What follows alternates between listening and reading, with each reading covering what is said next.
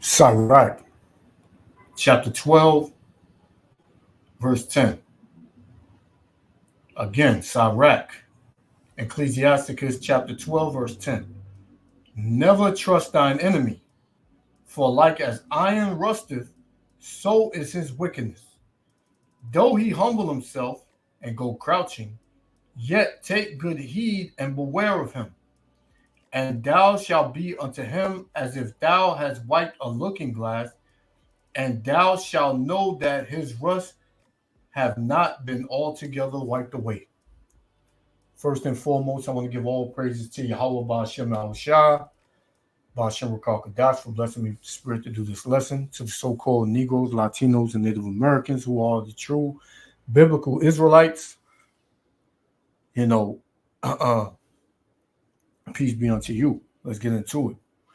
So here you have, the migrant crisis still going on, right? Mind you,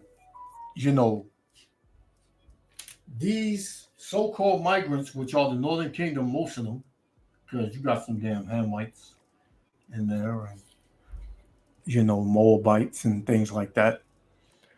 But you have which are soldiers. A lot of these people coming over here as migrants, they are disguised as migrants. They are actually soldiers. So that came out. But for a lot of these so-called migrants who are the Northern Kingdom, they have trusted in the so-called white man to bring them a better life. They have trusted in the shadow of Egypt, right? They have trusted in their enemy to bring good things to them. But now what they're seeing is that they've been lied to, right? Because let me read that again. This is Sirach, chapter 12, verse 10. Never trust thine enemy. The so-called white man is the enemy to the so-called Latinos as well, man. Right? You think, you so-called Latinos, you think that you're different from the so-called Negroes because you speak Spanish, right? Because you come from another country and y'all ways are different. You think that you're different, but you get treated the same as the so-called Negroes here in America, man. Whenever you come to America or you try to make a life in America, where do you live? Close to the so-called Negroes. You live right amongst the so-called Negroes, man. Right? Everywhere the so-called Negroes are, that's where you are. Right? You don't see the so-called Africans, Chinese, Japanese, East Indians, Arabs. You don't see them in droves, going through hell in America, man. Only you so-called Latinos and Native Americans and Negroes catch the hell in America and throughout the whole earth, man. But we just sticking to America because this is where, the land of the free, right? The unlimited opportunities. It's unlimited opportunities, but it's limited housing, right? It's limited to the amount of money that you can make. You're limited to where you can buy a house, right? You have to stay in the confines of a certain level of financial, gain in this society.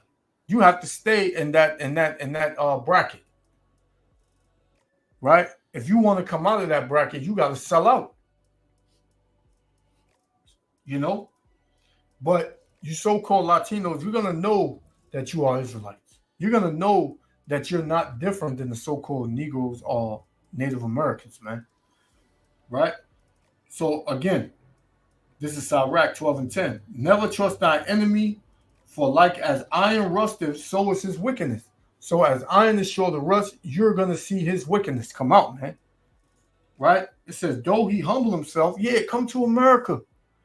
We got better opportunities for you. We'll get you housing. We'll get you a job, right? We'll give you phones.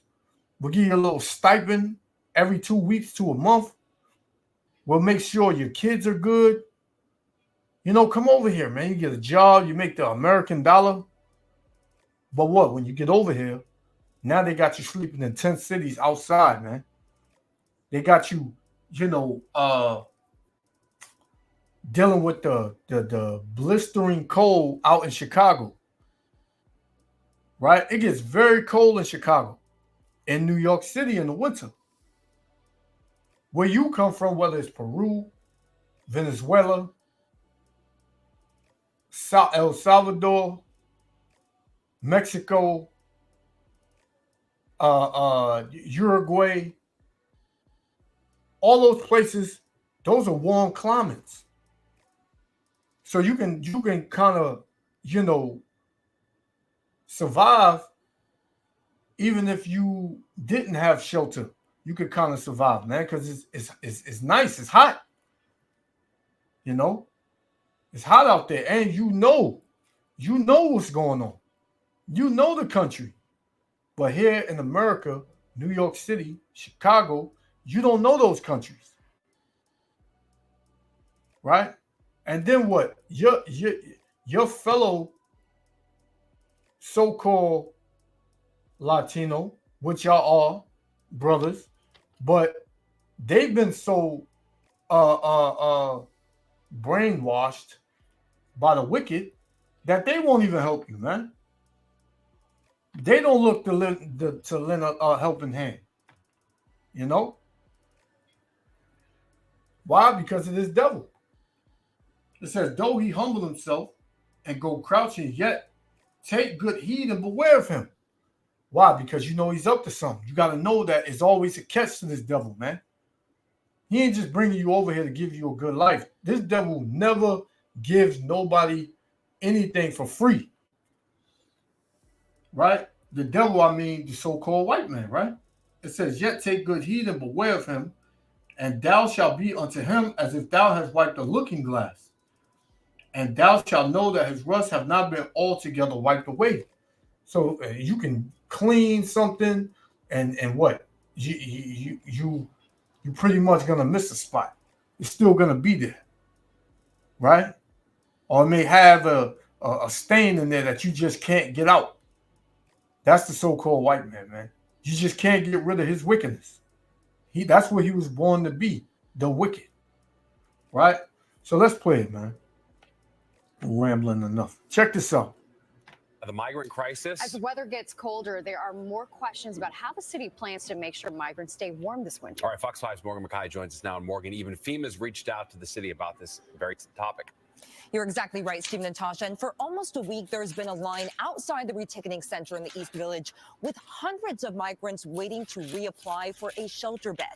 We've shown you those lines. Well, today, the city is implementing a new policy. And while there was no line today, many advocates are worried what next week will look like. People have had to go to the hospital by hypothermia, which is very concerning. For almost a week, this has been the scene. Hundreds of migrants sleeping outside this site in the East Village that has been serving as a reticketing center. Once adult migrants have been living in a shelter for 30 days, they have to come here to reapply for a shelter bed. But some migrants have been afraid to lose their spots in line, so they've been sleeping outside in the freezing temperatures. Our staff was out there and saw yesterday morning, even there were 100 people that had slept overnight. But late Wednesday night, Legal Aid says that the city started to implement a new policy to encourage migrants to go inside to wait. They will get a ticket that will let them return to their spot in line, and it seems to be working since the line was empty Thursday afternoon.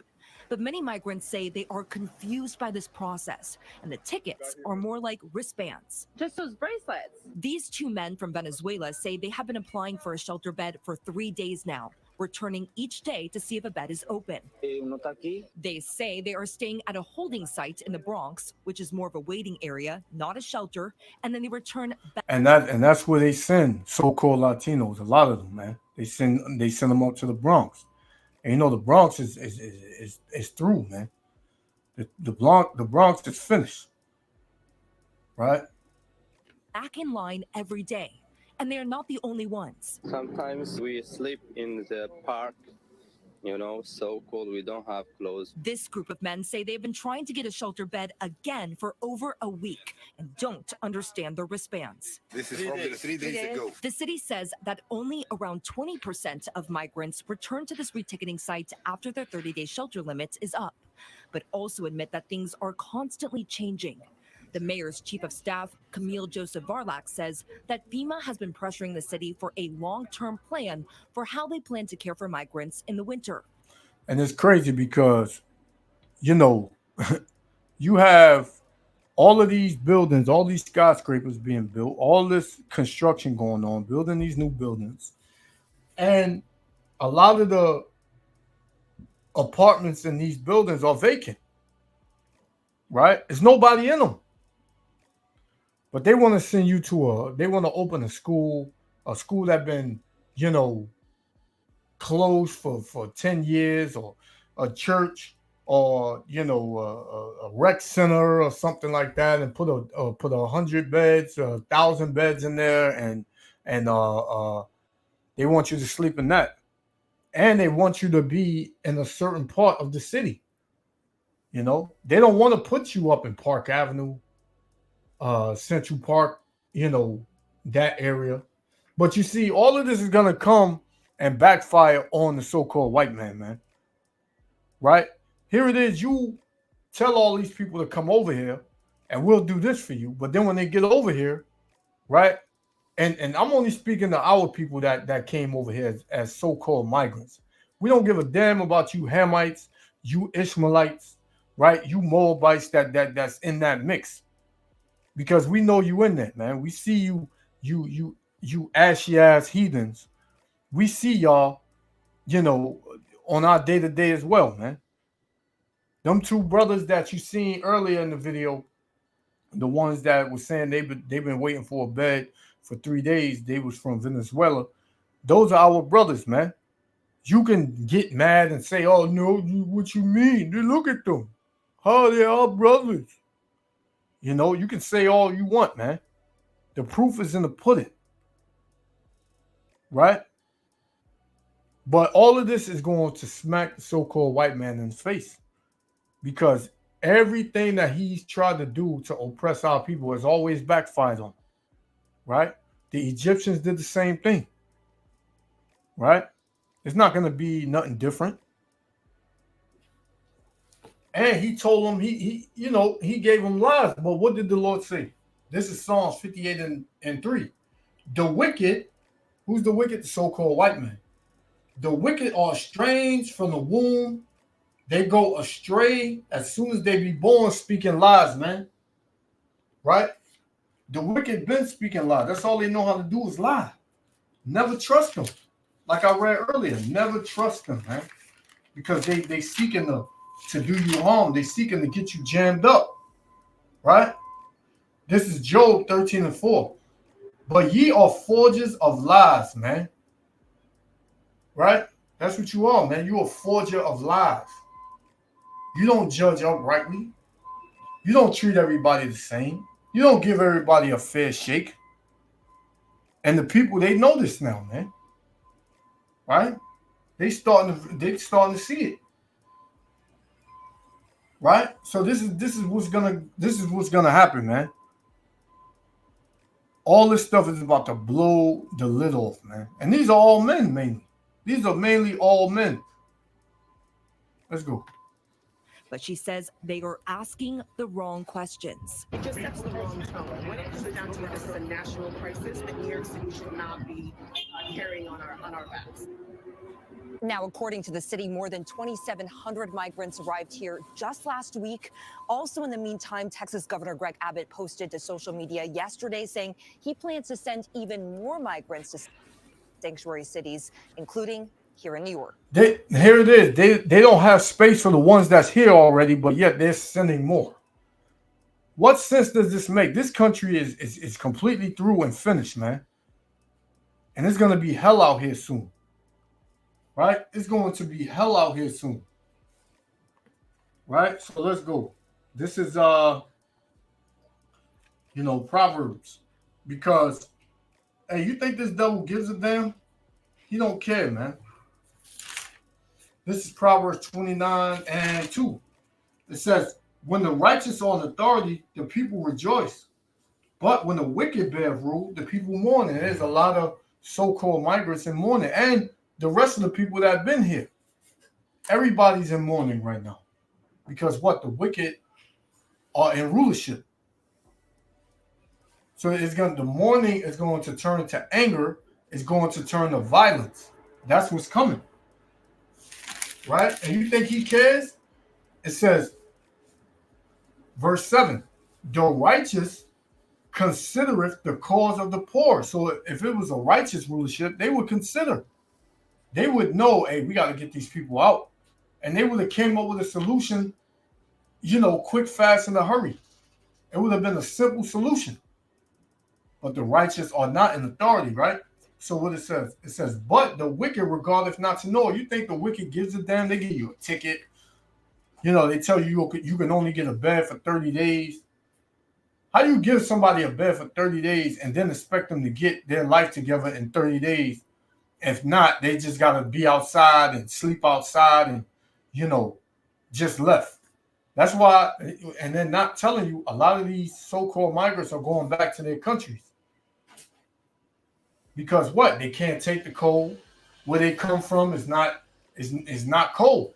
So they saying to themselves, I got no money.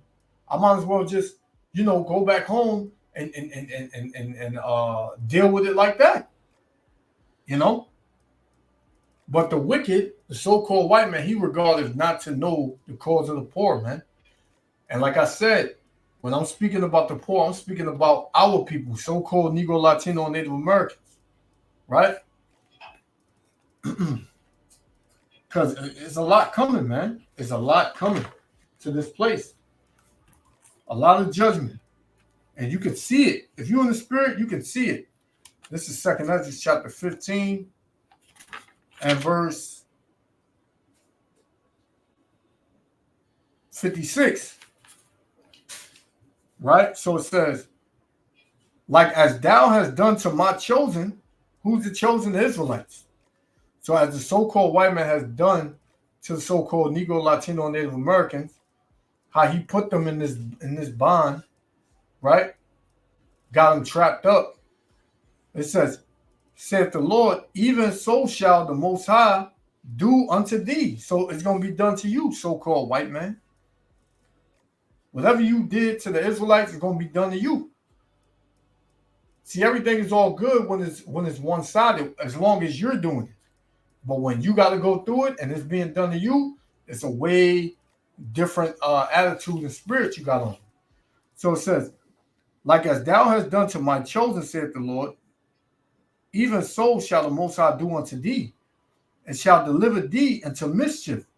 Thy children shall die of hunger, as our children did, right? And thou shall fail through the sword. Salakia, shall fall through the sword. Yeah, you're going to be put to death. You're going to be dying in mass numbers. Right? It says, thy cities shall be broken down. Yeah, these cities, right? And you can see these cities are being broke down. Right? It says, and all thine shall perish with the sword in the field. So there's going to be a lot of Edomites and a lot of these other nations that's going to die out here in these streets, right? They're going to die in these streets. And the Lord ain't playing when he said it. This will be my last one, right? This is Baruch chapter 4 and verse 25. It says, my children, suffer patiently the wrath that is come upon you from the Most High. So this is the judgment of Yahweh Hashem Yahushua. And the Israelites, we suffer patiently, right? We know that we're being punished. But through the spirit, power, and mercy of Yahweh Hashem Yahushua, we know to be patient, right? So it says, my children, suffer patiently the wrath that is come upon you from the Most High. For thine enemy have persecuted thee. Right? Yeah, doesn't the so-called white man and all the other nations persecute the Israelites day to day? Yes. It says, but shortly thou shalt see his destruction. So the so-called white man's destruction is at hand and it's coming fast, so fast that he doesn't even see it. It says, but shortly thou shalt see his destruction and shall tread upon his neck. So the big payback, the get back, the revenge is coming. And it's right around the corner. You know? So, you know, I just wanted to go into that. Yahweh Hashem Yahushua willing, the elect be edified. I want to give all praises to Yahweh Hashem Yahushua. Until the next lesson, Israel. Love y'all. Hey, shalom.